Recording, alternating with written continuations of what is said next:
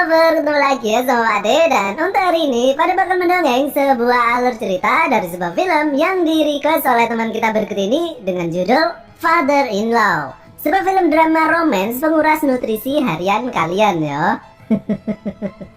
Yang menceritakan tentang kehidupan sepasang suami istri yang terpaksa tinggal bersama ayah mertuanya yang sudah tua, renta, tidak berdaya, namun masih berkasa di bagian singkong dewanya. Sehingga ayah mertuanya itu pun ikut-ikutan pengen mencicipi jajanan pasar milik menantunya.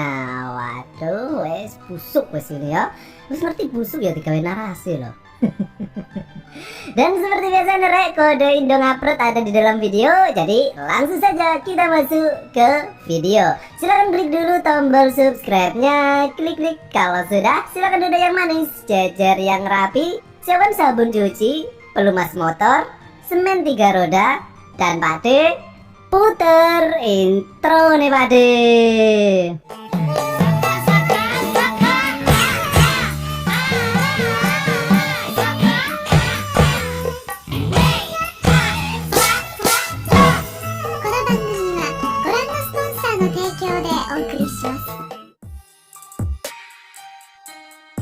Film ini dimulai dengan penampakan sepasang muda-mudi yang tidak halal yang berpura-pura memainkan sebuah peran suami istri yang kini tengah berjalan menuju ke rumah orang tua si pria ini. Nah, di sini ada yang tahu nggak siapa nama dari Mbak cantik yang satu ini?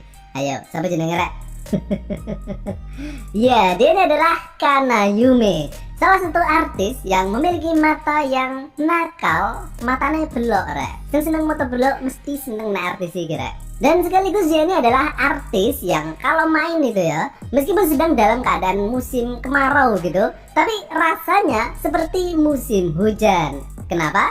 Karena semua tempatnya itu jadi basah rek. Kasur, lantai, tembok, semua itu jadi basah. Kayak kebanjiran gitu loh ya, dari sumber mata air yang tidak disangka-sangka. Nah, cowok di sampingnya ini adalah suaminya yang bernama Satoshi.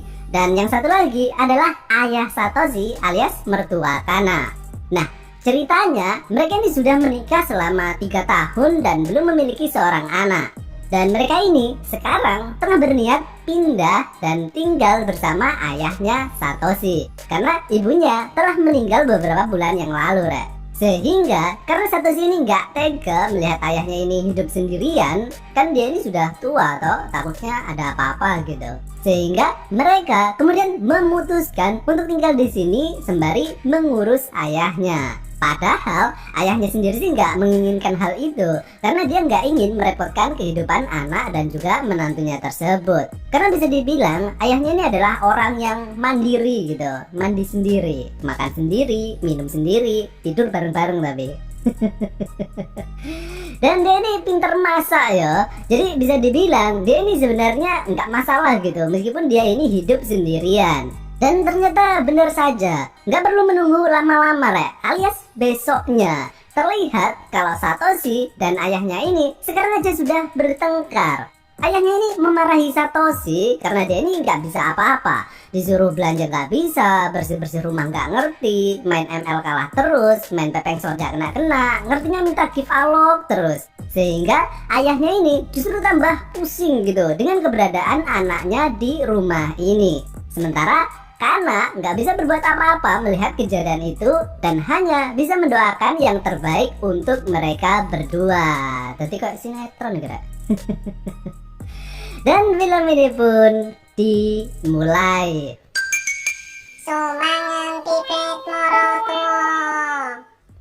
Dan ternyata doa Kana tadi mujarab ya rek. Keesokan harinya pas mereka tengah sarapan, ayahnya tadi meminta maaf karena telah memarahi anaknya. Karena dia sadar ya, mungkin anaknya itu kalah main ML dan pepeng shot karena sudah turun-temurun ya dari keluarga. Sehingga ayahnya pun kemudian memakluminya dan dia kemudian memberitahu tempat untuk membeli chip map hack terbaru. Sehingga kini kehidupan mereka pun kembali damai. Dan Kana juga bahagia melihat suami dan ayah mertuanya tersebut rukun kembali. ayahnya kemudian pamit untuk berangkat kerja karena dia nih harus kejar setoran ya rek, yaitu ngamen di terminal Sarkem. Dan ketika ayahnya sudah berangkat, Satoshi kemudian ingin merasakan sensasi baru, yaitu mengajak Kana untuk bercocok tanam di ruang tamu. Jadi sekarang bercocok tanam sudah nggak di sawah lagi ya rek, dikira wakmu nek sawah gak bondo. Namun ayahnya tadi yang dikira sudah berangkat, tiba-tiba dia ditelepon oleh temannya, dan temannya tersebut mengatakan untuk menyuruhnya membawa modem IndiHome sekalian towernya, biar nantinya pas mereka ngamen biar bisa tiktokan sekalian gitu. Sehingga ayahnya ini kemudian kembali lagi masuk ke dalam rumah tersebut. Dan di sini ia kemudian mendengar suara celepak-celepok dari dalam rumah. Ayahnya ini pun kemudian mencoba melihatnya, tapi ternyata sudah selesai rek. Dan di sini ia kemudian mengetahui kalau anaknya ini memiliki performa yang buruk ya. Sehingga terlihat kalau Kana tidak terlalu puas dengan hasil karya suaminya. Keesokan harinya, Kana yang masuk ke dalam kamar ayahnya untuk membersihkan kamarnya, dan di sini ayahnya kemudian mengatakan kalau kemarin ia telah melihat adegan penggenjotan mereka. Dan ayahnya melihat kalau Kana ini terlihat begitu sedih ya dengan nafkah batin yang diberikan oleh suaminya. Sehingga ayah mertuanya ini kemudian menawarkan untuk mengajari bagaimana cara menjadi petani sejahtera. Ya meskipun dengan dipaksa sih. Namun setelah kejadian itu, Kana tidak memberitahukan kejadian pemaksaan tersebut kepada suaminya. Sehingga kejadian itu pun kembali terulang. Berapa kali dah itu? Entahlah, pokoknya film ini berdurasi 2 jam rek. Ya cukuplah untuk menteklokkan dengkul kalian ya.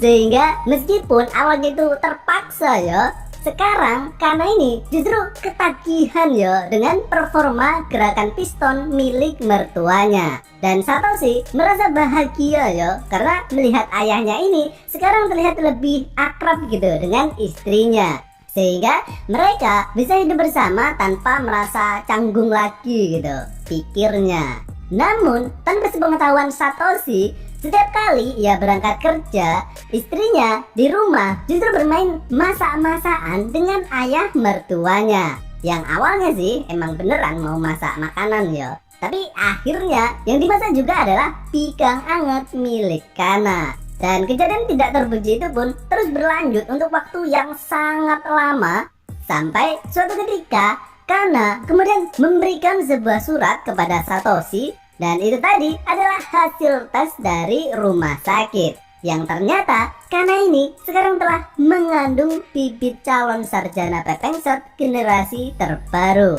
Dan Satoshi terlihat begitu bahagia ya mendengar berita tersebut. Sementara Kana sendiri terlihat begitu lega karena kelakuan bejatnya nggak ketahuan. Dan ayahnya terlihat begitu bangga ya dengan hasil karyanya dan juga dengan kebodohan anaknya. Dan film busuk ini pun berakhir.